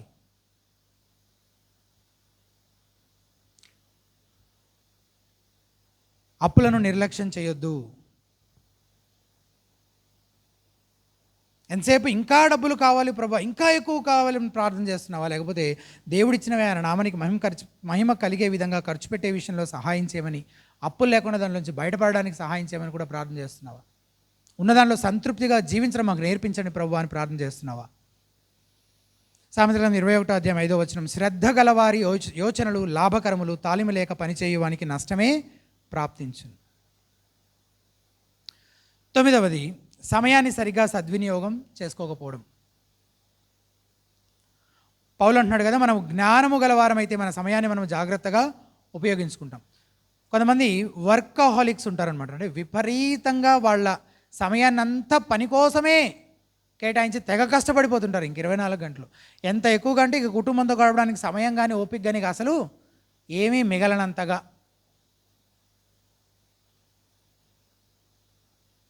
అప్పుడే కొత్తగా ఉద్యోగంలో చేరితే, పనిలో చేరితే ఉద్యోగం పోతుందేమో అనే భయంతో, ఇష్టం లేకపోయినా ఇంకాస్త ఎక్కువగా పనిచేస్తూ కష్టపడుతూ కుటుంబంతో, భార్యతో లేదా భర్తతో గడిపే సమయాన్ని నిర్లక్ష్యం చేస్తూ ఉంటారు. భార్య కొన్నిసార్లు పిల్లల్ని చూసుకుంటూ ఉంటుంది, లేకపోతే అమ్మమ్మలపైన, నాయనమ్మల తాతయ్యలపైన వదిలేస్తుంటారు పిల్లల్ని కూడా. ఎందుకు? పని, 24 గంటలు పని పని పని, సంపాదన సంపాదన సంపాదన. మరి పిల్లలు నాయనమ్మ తాతయ్యలు, అమ్మమ్మ తాతయ్యలు చూసుకుంటారు. వాళ్ళ మీద వదిలేయడం అనమాట పిల్లల్ని. చాలా సమయం ఉద్యోగానికే పోతుంది. దాంతోపాటు ఆమె కూడా ఉద్యోగం చేస్తూ ఉంటే, ఇద్దరూ కలిసి ఉద్యోగం చేస్తూ ఉంటే ఇద్దరికి ఎన్నో పనులు, ఒకరితో ఒకరు సమయం గడపకపోతే ఇక అటువంటి సంబంధము నిలబడదు. సాతాను ఊరికే ఉంటాడా? వాడెందుకు ఊరికే ఉంటాడు? పనిచేసే చోటనో ఇంటి పక్కనో ఎవరినో చూపించి శోధిస్తూ ఉంటాడు అనమాట. పనిచేసే చోట ఎవరో మంచి అమ్మాయి పరిచయం అవుతుంది, అతని పనిని మెచ్చుకుంటూ ఉంటుంది, అతని భార్య అదృష్టవంతురాలను పొగుడుతుంది, అతనితో చనువుగా ఉంటుంది. అతని భార్య ఎప్పుడు అతనితో అలా మాట్లాడుండకపోవచ్చు, అలా మాట్లాడుతుంది. భార్య పనిచేసే చోట ఎవరో అబ్బాయి ఆమెను పట్టించుకొని, ఆమె బాధలు అర్థం చేసుకొని, ఆమెకు సమయం ఇస్తూ, ఆమె భర్త ఫిల్ చేయాల్సిన గ్యాప్ అంతా అతను ఫిల్ చేస్తూ ఉంటాడు అనమాట. ఇంకేముందిగా? ఇలా ఎన్ని కుటుంబాలు నాశనం అవుతున్నాయో, ఎన్ని పెళ్ళిళ్ళు పెటాకులైపోతున్నాయో మీకు వేరే నేను చెప్పక్కర్లేదు కదా. అండ్ దీనికి ఇక అసలు పీక్స్, పరాకాష్ట, ఇంకా అత్యంత దారుణమైన విషయం ఏంటంటే ఇద్దరు వేరే వేరే ఊర్లలో ఉండడం, వేరే వేరే దేశాల్లో ఉండడం. దాని గురించి నిన్న బిబు గారు చాలా వివరంగా చెప్పారు చాలాసేపు. భార్యాభర్తలు ఇద్దరు సమయం తీసుకోవాలి, ఒకరితో ఒకరు మాట్లాడుకోవడానికి, కలిసి ప్రార్థన చేసుకోవడానికి, అలాగే తరచూ కలవడానికి సమయం తీసుకోవాలి. అలా మీరు ఒకవేళ సమయాన్ని జ్ఞానయుక్తంగా చేయాల్సినవి చేయడం గురించి వినియోగించకపోతే అదే మీ వివాహ జీవితానికి ఒక పెను ప్రమాదం. పరిశీలించుకోవడం కోసం కొన్ని ప్రశ్నలు. నువ్వు నీ భార్య లేదా భర్తతో గడపడం కంటే ఎక్కువ సమయం ఫోన్లోనూ టీవీ చూడటంలోనూ గడుపుతూ ఉన్నావా? తింటున్నప్పుడు కూడా టీవీయే చూడాలి, విడిగాను టీవీ చూడాలి, తింటున్నప్పుడు కూడా టీవీ చూడాలి, పడుకొని కళ్ళు మూతలు పడేంత వరకు ఫోన్ చూస్తూనే ఉండాలి. నిద్ర ఎప్పుడు రావాలి? దానంతట అది రావాలి. 1 గంటకో 2కో 3కో రీల్స్ అనేవి అయిపోవు కదా. మన కళ్ళు మంటలు పుట్టి అప్పుడు దాకా. నీ భార్య లేదా భర్త నువ్వు కలిసి మాట్లాడుకునే నిర్దిష్టమైన సమయం ఏదైనా ఉందా? సాయంత్రం రాగానేను, పొద్దున్నే భోజనం చేసేటప్పుడు, రోజు పలానా సమయంలో కూర్చొని ఇద్దరం మాట్లాడుకుంటాము. ఇది ఉద్దేశపూర్వకంగా చేయాలి. దానంతట అది అయితే అయింది, లేకపోతే లేదని కాకుండా కలిసి ప్రార్థన చేయడము. నువ్వు నీ భార్య లేదా భర్తతో గడిపే సమయం కంటే ఎక్కువగా నీ స్నేహితులతో సమయం గడుపుతున్నావు. ఇదో కంప్లైంట్. ఎంతసేపు మా ఆయన ఎక్కడ ఉంటాడండి? పలానా సెంటర్లో ఒక 4 ఉంటారు, అక్కడ కూర్చొని ఇంకా వాళ్ళతోటే బాతా కానీ వాళ్ళతో నేను తిరగటం. చర్చ్ మెంబర్స్తో కూడా ఎక్కువ సమయం గడపకూడదు భార్యతో కంటే లేదా భర్తతో కంటే.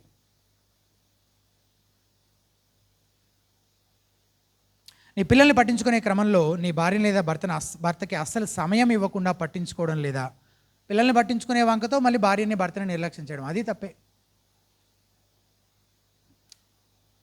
10వది రాంగ్ ఎక్స్పెక్టేషన్స్ లేదా రాంగ్ గోల్స్. తప్పుడు ఆశలు, ఊహలు, అంచనాలు పెట్టుకోవడం. వివాహానికి ముందంటే పోనీ ఎన్నెన్నో ఆశలు, ఊహలు ఉంటాయి. వాటి గురించి మాట్లాడుకోకుండానే చాలాసార్లు పెళ్ళిళ్ళు చేసుకుంటూ ఉంటారు. తర్వాత ఎట్లా ఉంటుందంటే పరిస్థితి, అబ్బాయి గారు అనుకుంటూ ఉంటారు, నా భార్య చక్కగా ఇల్లు సర్ది పెడుతుంది, పిల్లల ఆలనా పాలన చూసుకుంటూ ఇంటి పట్టునే ఉండాలి అని అనుకుని పెళ్లి చేసుకుంటాడు. అమ్మాయి గారేమో తన చదువు తగ్గ ఉద్యోగం చేస్తూ కెరియర్లో ఇంకా బాగా ఎదగాలి, బాగా సంపాదించాలని కలలుగంటూ ఉంటుంది. ఇద్దరికి పెళ్ళయింది. ఏమైంది?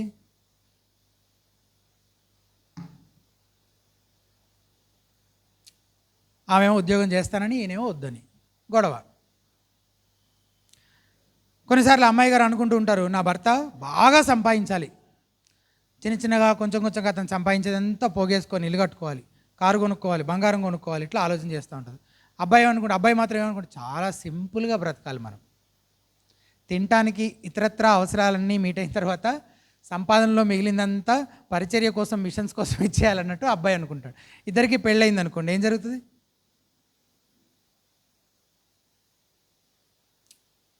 అసలు వివాహంలోకి ప్రవేశించేటప్పుడు ఏమనుకుంటారు అంటే, నేను పెళ్లి చేసుకోబోయే ఆ వ్యక్తి వల్ల నేను సంతోషంగా ఉండబోతున్నాను అనుకుంటారు. అదే అసలు మొదటి తప్పు. వివాహ జీవితంలో సంతోషంగా ఉండడం లేకపోవడం ఆ చేసుకునే వ్యక్తి పైన ఆధారపడి ఉంటుందా? ఉండదు. ఎందుకు? చేసుకోబోయే ఇద్దరు పాపులే అని బైబిల్ చెప్తుంది కదా, ఇద్దరిలోనూ బలహీనతలు ఉన్నాయి. కాబట్టి ముందు సంగతి ఎలాగున్నా కనీసం చేసుకున్న తర్వాత ఏం చేయాలి? ఇద్దరూ కూర్చొని బిబ్లికల్ గోల్స్ సెట్ చేసుకోవాలి. అంతకుముందున్న గోల్స్, అంతకుముందున్న లక్ష్యాలు, ఆలోచనలు అవన్నీ ఎలా ఉన్నాయో ఏమో, చాలా తప్పుగా ఉండుండొచ్చు. కానీ పెళ్ళైన తర్వాత ఏం చేయాలి? ఇద్దరు కూర్చొని వాక్యం ఏం చెప్తుంది, మనం దేన్ని కోరుకోవాలి, దేన్ని కోరుకోకూడదు, దేన్ని ఆశించాలి, దేన్ని ఆశించకూడదు అని కూర్చొని వాక్యానుసారమైన లక్ష్యాలు పెట్టుకోవాలి. మ్యారిటల్ సక్సెస్ కంటే కెరియర్ సక్సెస్కి ఎక్కువ ఇంపార్టెన్స్ ఇవ్వద్దు. బాగా స్థిరపడాలి అనే ధ్యేయం పెట్టుకుంటారు. మన సంబంధం బాగా వృద్ధి చెందుతూ మనిద్దరం ఇంకా సంతృప్తికరమైన, సంతోషకరమైన వివాహ జీవితాన్ని కలిగి ఉండాలనే దానిపైన దృష్టి ఉండదు, దాని గురించి శ్రద్ధ ఉండదు, దాని గురించి వర్క్ చేయడము, దాని గురించి ప్రణాళికలు కలిగి ఉండడం, ఆలోచనలు కలిగి ఉండడం, ఇది కాదు ప్రాధాన్యత. చాలామంది కుటుంబాలకి ఏంటి ప్రాధాన్యత? సంపాదించాలి, బాగా సంపాదించాలి. మన పిల్లలకి అసలు నొప్పి అనేది తెలియకూడదు. అంత సంపాదించి మనం ఒళ్ళంతా హూనం చేసుకొని జీవితం అంతా దారబోసి సంపాదించాలి. ఒకవేళ కుటుంబానికి లక్ష్యం అదే అయి ఉంటే అది మాత్రమే సాధిస్తారు మీరు. కుటుంబ జీవితము, మీ వివాహ సంబంధము అది పోతుందన్నమాట, ఎక్కడికో కొట్టుకొని వెళ్ళిపోతుంది. అది సంపూర్ణంగా నాశనం అయిపోతుంది, పాడుపడిపోతుంది సంవత్సరాలు గడిచే కొద్దీ. ఒక కప్పు కింద ఉంటారు, బ్రతుకుతుంటారు అంతే సమాజం కోసం, అంతకు మించి ఇంకేముండదు వాళ్ళ మధ్యలో. పక్కన వాడిని ఇంప్రెస్ చేయడం కోసం, సమాజం కోసం అని ఏవో రాంగ్ గోల్స్ పెట్టుకోవడం. వాళ్ళు కారు కొనుక్కున్నారు కాబట్టి ఇప్పుడు కొనుక్కోవాలి మనం. వాళ్ళ వస్తువు ఒకటి వాడుకుంటుంటే వాళ్ళు ఒక మాట అన్నారు కాబట్టి ఇప్పుడు నేను ఆ వస్తువు కావాల్సిందే. మాకు తెలిసిన వాళ్ళే ఒకళ్ళు రెంట్కుంటున్నాము ఒక మాట అన్నదంట ఆవిడ్ని. 30 లక్షలు అప్పు చేసి ఇప్పుడు అర్జెంటుగా ఇల్లు కట్టాల్సిందే అని పూనుకుంది, కట్టేసింది. ఇప్పుడు ఆ అప్పు తీర్చలేక నానా తంటాలు పడుతున్నారు వాళ్ళు.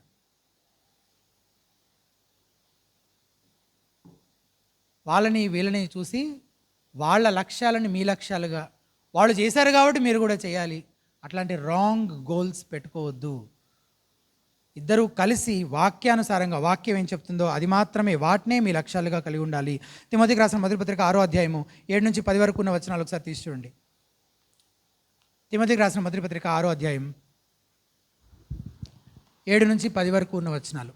మనం ఈ లోకంలోనికి ఏమీ తేలేదు, మనం ఈ లోకములోనికి ఏమీ తేలేదు, దీనిలో నుండి ఏమీ తీసుకొని పోలేము. కాగా అన్నవస్త్రములు గలవారమై ఉండి వాటితో తృప్తి పొంది ఉందము. ధనవంతులకు అపేక్షించువారు శోధనలోను ఉరిలోను అవివేకయుక్తములను హానికరములైన అనేక దురాశలలోను పడుదురు. అట్టివి మనుషులను నష్టములోను నాశనములోను ముంచివేయును. ఎందుకనగా ధనాపేక్ష సమస్తమైన కీడులకు మూలము. ధనం సమస్తమైన కీడులకు మూలమా? ధనం సమస్తమైన కీడులకు మూలమా? డబ్బులు నోట్లు ఉంటాయి కదా, కొంతమంది పిచ్చి భక్తులు ఉంటారన్నమాట, అంధ భక్తులు, మూఢ విశ్వాసాన్ని సంఘంలోకి తీసుకొచ్చే వాళ్ళు ఉంటారు కదా, వాళ్ళు అట్లాంటి కొందరి గురించి విన్నాను నేను. వాళ్ళు డబ్బులు నోట్లు ఉంటాయి కదా, నోట్లు ముట్టుకోరు. ఎందుకు? డబ్బులు ముట్టుకోరంట ఆయన. ఎందుకు ముట్టుకోరు? ముట్టుకోవడంతో అపవిత్రం అయిపోతామని. అనవసరాలు చాలని చెప్పారు కదా, చాలు, ఇంకేం ఆశించకూడదు. ఇలాంటి దుర్బోధలు చేసేవాళ్ళు చాలామంది ఉన్నారు. ఇక్కడ ఖండిస్తుంది ధనాపేక్ష అనే పాపం గురించి.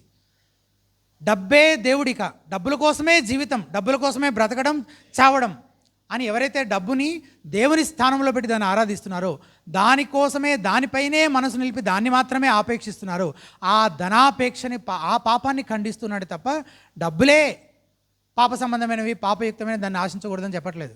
డబ్బులు సంపాదించాలి, పిల్లల కోసం ఆస్తులు సమకూర్చాలి, భవిష్యత్తులో రాబోయే విపత్తులు ప్రమాదాల కోసం కూడా ఎమర్జెన్సీ ఫండ్ అని కొంత పక్కన పెట్టుకోవాలి.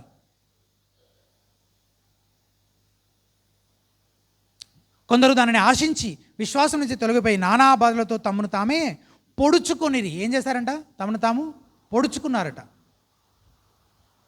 అన్యులు ప్రాకులాడినట్లుగా కాక మన గురి ఏమై ఉండాలంటే, యేసుప్రభువు ఏమని చెప్పారు? మత్తయి 6:33, మీరు ఆయన రాజ్యమునైన నీతిని వెతుకుడి, అప్పుడు అవన్నీ మీకు అనుగ్రహించాలి. క్రైస్తవ దంపతులు కూర్చొని మాట్లాడుకోవాలి. ఇదే మన లక్ష్యం అయితే, మన టైం, మన సమయాన్ని మనం ఎక్కడ వెచ్చిస్తున్నాం, మన డబ్బుల్ని మనం ఎక్కడ వెచ్చిస్తున్నాం, దానికి తగినట్లుగానే మన కుటుంబ జీవితం జరుగుతుందా, ఎక్కడైనా తప్పిపోతున్నామా అని పరిశీలించుకోవాలి. ఒకసారి కూర్చొని మాట్లాడుకోమన్నాం కాబట్టి ఈరోజు ఇంటికి వెళ్ళిన తర్వాత సాయంత్రం కూర్చొని ఒకసారి ఈరోజు అయ్యగారు ఏం చెప్పారని అన్నింటి గురించి ఇద్దరు కూర్చొని మాట్లాడేసుకుంటే అయిపోయిద్దాక. ఒక్కసారి కూర్చొని మాట్లాడుకుంటే అయిపోయిద్దా? అవ్వదు. జీవితంలోని వేరు దశల్లో క్రమశిక్షణతోటి మళ్ళీ మళ్ళీ ఆయా పరిస్థితులను బట్టి మాట్లాడుకుంటూ ఉండాలి. గురి మాత్రం ఎప్పటికీ ఇదే ఉండాలి. మొదట ఆయన నీతిని, రాజ్యాన్ని వెదికే వారముగా ఉండాలి. 11వది, లోకం యొక్క పోకడలు, లోక సంబంధంగా ఆలోచించడం, వరల్డ్లీనెస్. దేవుని వాక్యపు పద్ధతులకు, విధానాలకు, ఆలోచనలకు భిన్నంగా లోకం యొక్క విధానాలు, పద్ధతులు ఉంటాయి. ఇవి ఎలా మన జీవితంలోకి ప్రవేశిస్తాయంటే, తెరచి ఉన్న కిటికీలో నుంచి చిన్నగా పాము ఎలా నిశ్శబ్దంగా ఏ అలజడి లేకుండా ప్రవేశిస్తుందో అలా ఈ లోకానుసారమైన ఆలోచనలు కూడా మన జీవితాల్లోకి ప్రవేశిస్తూ ఉంటాయి. కాబట్టి అప్రమత్తంగా ఉండాలి.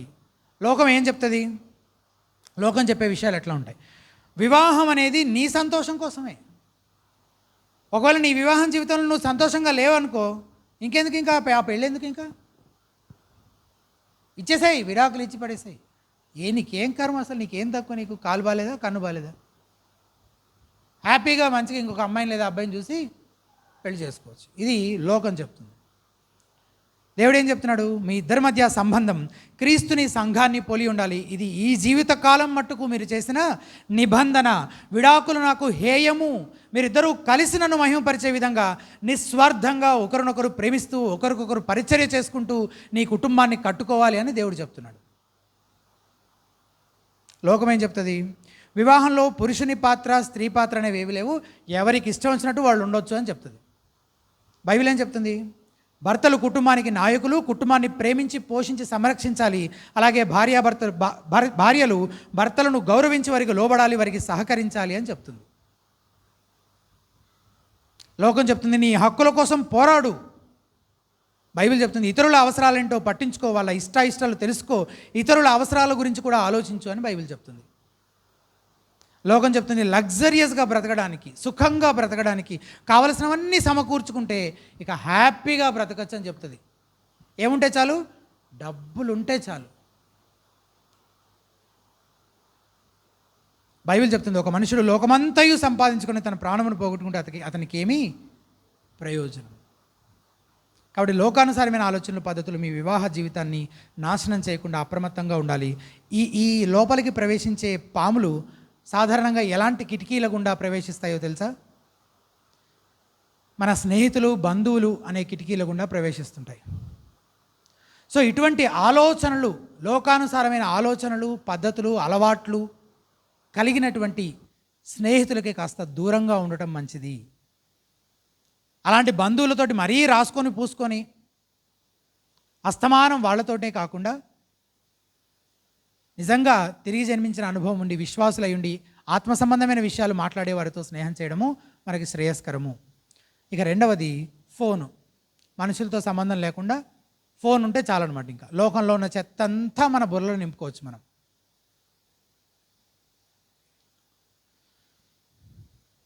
దీని విషయమై అప్రమత్తంగా ఉండాలి.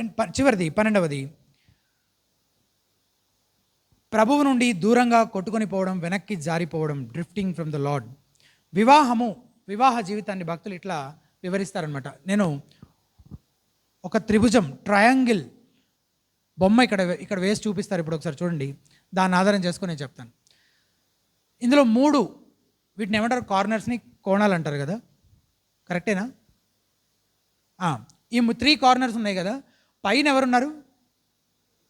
యేసు ప్రభు ఉన్నారు. కింద ఈ పక్కేమో వైఫ్, భార్య, ఆ పక్కనేమో భర్త, ముగ్గురున్నారు కదా.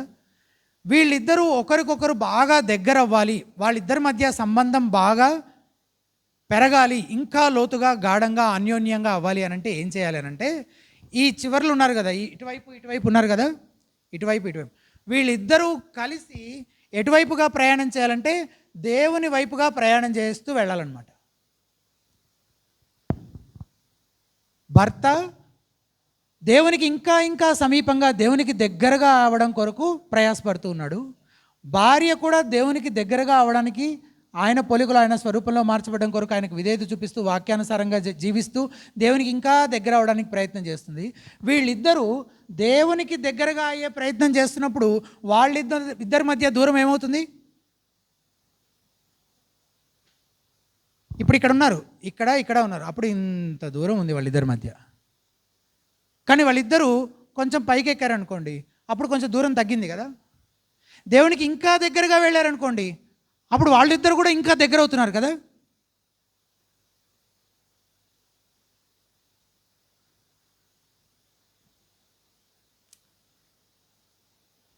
భార్యాభర్తలు అలా ఎందుకు జరుగుతుందో తెలుసా? భార్యాభర్తలు ఇద్దరు దేవునికి దగ్గరగా వస్తూ ఉంటే జరిగేది ఏంటంటే వారు ఆత్మఫలాన్ని ఫలిస్తారు. ఆత్మఫలాన్ని ఫలిస్తూ ఉన్న కొద్దీ వారిద్దరూ ఒకరికొకరు దగ్గర అవుతారు. ఆత్మఫలం అంటే ఆత్మఫలము, ఫలాలు కాదు, ఒకటే ఆత్మఫలము. ఒక నారింజ పండు లాంటిది అనుకుందాం. దానిలో ఎన్ని తొనలు ఉన్నాయని చెప్తున్నాడు? 9 ఉన్నాయని చెప్తున్నాడు కదా పౌలు భక్తుడు గలతీయులకు రాసిన పత్రికలో. ఏంటంటే ప్రేమ, సంతోషము, సమాధానము, దీర్ఘశాంతము, దయాళుత్వము, మంచితనము, విశ్వాసము, సాత్వికము, ఆశానిగ్రహం. ఈ ఆత్మఫలం ఫలిస్తూ ఉన్న కొద్దీ భార్యాభర్తల సంబంధం, ఆ మాటకొస్తే ఏ సంబంధమైనా దేవునికి మహిమకరంగా వర్ధిల్లుతుంది.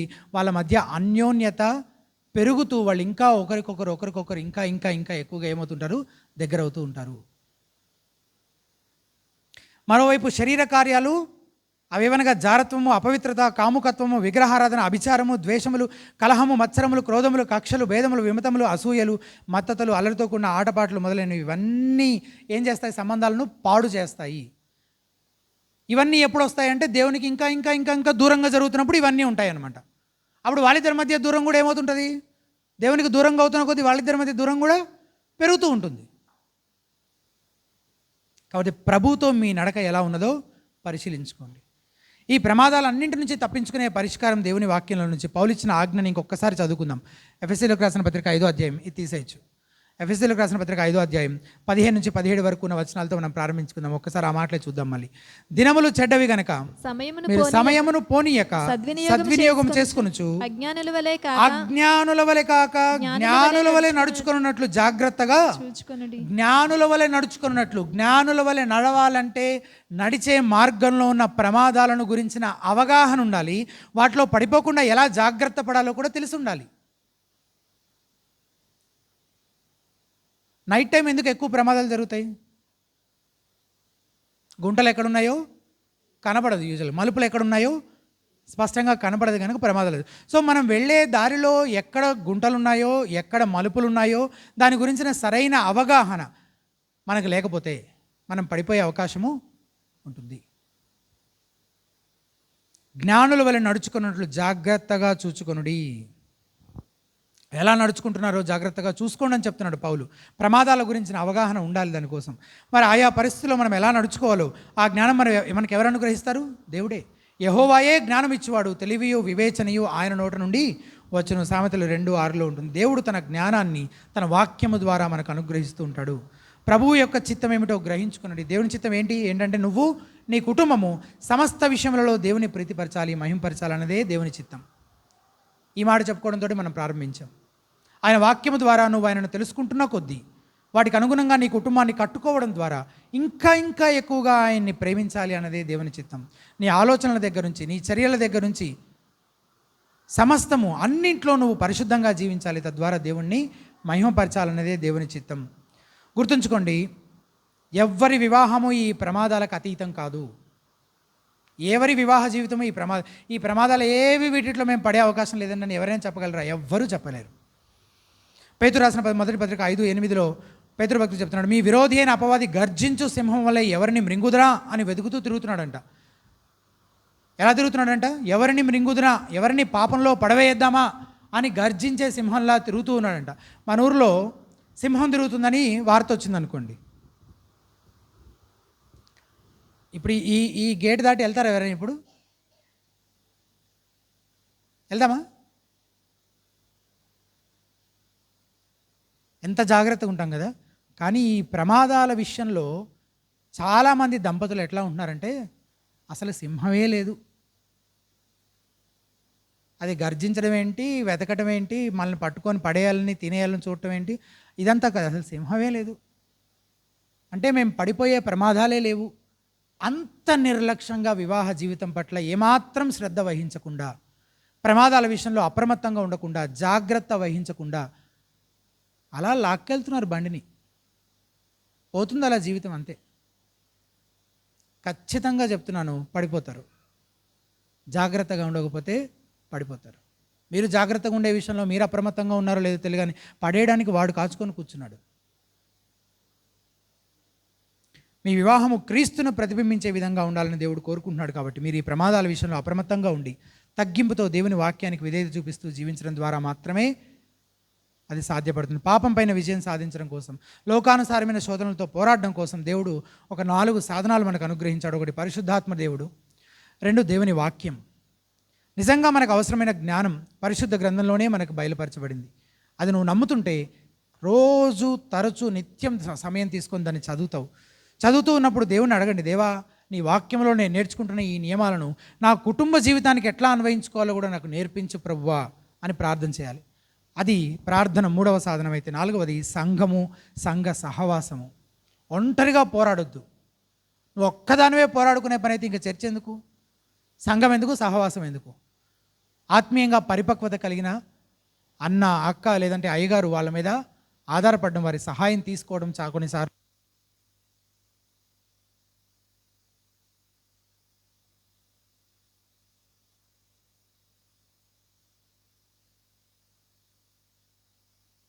ఈ సాధనాలను ఉపయోగించుకొని మనము ఈ లోకానుసారమైన శోధనలను పోరాడే వరముగా, పాపంపై విజయం సాధించే వరంగా ఉండాలన్నది దేవుని కోరిక అయినది. మన వివాహ జీవితం ద్వారా అది జరగాలి. చివరిగా ఒక్క మాట చెప్పి నేను ముగిస్తాను. నెహెమ్యా గ్రంథం 3వ అధ్యాయం, అందులో ఒక మాట చూసి నేను ముగిస్తాను. నెహెమ్యా గ్రంథం 3వ అధ్యాయం, అక్కడ సందర్భం ఏంటి? సందర్భం ఏంటంటే యెరూషలేము గోడల్ని, చుట్టూ ఉండేటువంటి ప్రాకారాలని రిపేర్ చేస్తున్నారు. తిరిగి మళ్ళీ కడుతూ ఉన్నారనమాట. కూలిపోయిన గోడలను తిరిగి పునరుద్ధరిస్తూ ఉన్నారనమాట. అక్కడ ఆ సందర్భంలో ఎవరు ఆ రిపేరింగ్ వర్క్స్ అన్నీ చేస్తున్నారు అని చెప్పబడింది. దాన్ని కేవలం ఒక ఇల్లస్ట్రేషన్, ఒక అనాలజీగా తీసుకుని ఒక విషయం చెప్పి నేను ముగిస్తాను. 10వ వచనంలో ఒక మాట ఉంచండి. వారిని ఆనుకొని తన ఇంటికి ఎదురుగా, తన ఇంటికి ఎదురుగా అనే మాట ఉంది కదా, ఆ మాట చాలాసార్లు రిపీట్ అవుతుంది ఈ అధ్యాయంలో. 23వ వచనం, వారిని ఆనుకొని తమ ఇంటికి ఎదురుగా బెన్యామీను, హషుబు అని వారు బాగు చేసిరి. 28వ వచనం, గుర్రపు గుమ్మమునకు పైగా యాజకులందరూ తమ ఇండ్లకు ఎదురుగా బాగు చేసిరి. అంటే గోడలో ఏ ఏ భాగాలు ఎవరెవరు బాగు చేస్తున్నారు? ఎవరింటికి ఎదురుగా ఉన్న భాగము వాళ్ళు బాగు చేస్తున్నారు. 30వ వచనంలో కూడా చదువుతాం దానికి చివరిలో, వారిని ఆనుకొని తన గదికి ఎదురుగా బెరెక్యా కుమారుడైన మెషుల్లాము బాగు చేస్తాను. ఇప్పుడు నేను ఈ సంఘటనను ఆధారం చేసుకొని ఇలాంటి ఒక పనే మన వివాహ జీవితంలో కూడా మనం చేయాలి అని చెప్పాలని అనుకుంటున్నాను. ఇలాంటి ఒక పని, నేను వివాహ జీవితాన్ని పాడు చేయగలిగే, నాశనం చేయగలిగే ప్రమాదకరమైన విషయాలను గురించి చెప్పాను. 12 ప్రమాదకరమైన విషయాలు. వీటి నుంచి మన వివాహ జీవితాన్ని మనం ఇప్పుడు ఏం చేయాలి? కాపాడుకోవాలంటే ఏం చేయాలి? మన చుట్టూ ఒక గోడ కట్టాలి మనం అని అనుకుంటే, దాని కొరకు భార్య భర్త ఇద్దరూ కలిసి వారు చేయాల్సినటువంటి పని వాళ్ళు చేస్తూ ఆ చుట్టూ వాళ్ళు ఏం చేయాలి? ఆ కంచెను నిర్మించుకోవాలి. ఏది మా వివాహ జీవితంలో అనుమతించబడింది, దేనిని మేము బయటే ఉంచాలి, దేన్ని అనుమతించకూడదు అనే విషయంలో ఇద్దరూ అప్రమత్తంగా ఉండి వారి వివాహ జీవితాన్ని వాళ్ళు ఏం చేయాలి? సంరక్షించుకోవడం. ఇలాంటి ప్రమాదాల్లో పడకుండా, ఇలాంటి దాడులకు గురి కాకుండా భద్రపరచుకోవాల్సిన బాధ్యత భార్యాభర్తలు ఇద్దరికీ ఉంది. వాళ్ళిద్దరూ ఒకవేళ ఆ పని చేయకపోతే ఖచ్చితంగా వాళ్ళు ఈ ప్రమాదాలకు అయ్యే అవకాశం ఉంది. వారి కుటుంబ జీవితాలు నాశనమయ్యే అవకాశము ఉంటుంది. కానీ అది దేవుని చిత్తము కాదు. కాబట్టి మీ జీవితం, మీ వివాహ జీవితం, మీ కుటుంబ జీవితం దేవుని నామానికి మహిమకరంగా, సంతోషకరంగా, సంతృప్తికరంగా ఉండాలి అని అంటే ఈ 12 ప్రమాదాల నుంచి మిమ్మల్ని మీరు కాపాడుకోవడం పైన, సంరక్షించుకోవడం పైన శ్రద్ధ పెట్టాలి. ఖచ్చితంగా ఎప్పటికప్పుడు మిమ్మల్ని మీరు పరిశీలించుకుంటూ దేవుని వాక్యం పైన ఆధారపడుతూ ఆయన వాక్య నియమాల ప్రకారం మీ జీవితాలను కట్టుకోవడానికి మీరు ప్రయాసపడుతుంటే దేవుడు ఖచ్చితంగా మీ కుటుంబ జీవితాన్ని దీవిస్తాడు. సంతోషకరమైన, సంతృప్తికరమైన కుటుంబ జీవితాన్ని మీరు ఆస్వాదిస్తూ తద్వారా దేవుని కూడా మహింపరిచే కృప దేవుడు మీకు అనుగ్రహిస్తాడు. చిన్న ప్రార్థన చేసుకుందాం. పరిశుద్ధుడా, కృపగల తండ్రి, దయగల ప్రభువా,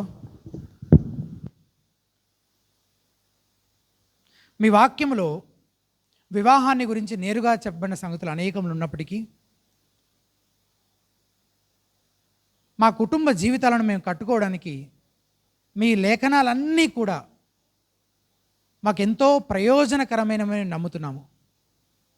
అందులోని నియమాలు, సూత్రాలు మేము మా కుటుంబ జీవితానికి అన్వయించుకోవడం ద్వారా, మా కుటుంబ జీవితం ద్వారా మేము మిమ్మల్ని ప్రీతిపరిచే వారంగా ఉండగలమని, సంతోషకరమైన, సంతృప్తికరమైన కుటుంబ జీవితాన్ని కలిగి ఉండే అవకాశం ఉంటుందని మీ వాక్యంలో నుంచి నేర్చుకున్నాము. ఈ ప్రమాదాలన్నిటి విషయంలో మేము అప్రమత్తంగా ఉండడానికి, ఏమాత్రం ఏమరపాటుగా లేకుండా, నిర్లక్ష్యం చేయకుండా, అశ్రద్ధగా ఉండకుండా, పాప సంబంధమైనవి, లోక సంబంధమైనవి వేటికి మా మధ్య చోటు ఇవ్వకుండా, దేనిని మా కుటుంబంలోనికి, మా వివాహ జీవితంలోనికి అనుమతించకుండా అప్రమత్తంగా ఉంటూ జాగ్రత్తగా ప్రభువా మా కుటుంబాన్ని మేము కట్టుకోగలిగేలా మీరే కృప చూపించమని, నాకును ఇక్కడ చేరి ఉన్న ప్రతి ఒక్కరి పట్ల మీ ప్రత్యేకమైన కృప మీరు అనుగ్రహించి మా అందరికి జీవితాల ద్వారా, కుటుంబాల ద్వారా మీరు మాత్రమే మహిమ పొందుకునమని యేసు నామమున స్తుతించి ప్రార్థించి వేడుకుంటున్నాము తండ్రి. ఆమేన్. థ్యాంక్ యూ యశ్వంత్ అన్న. అందరం మరొక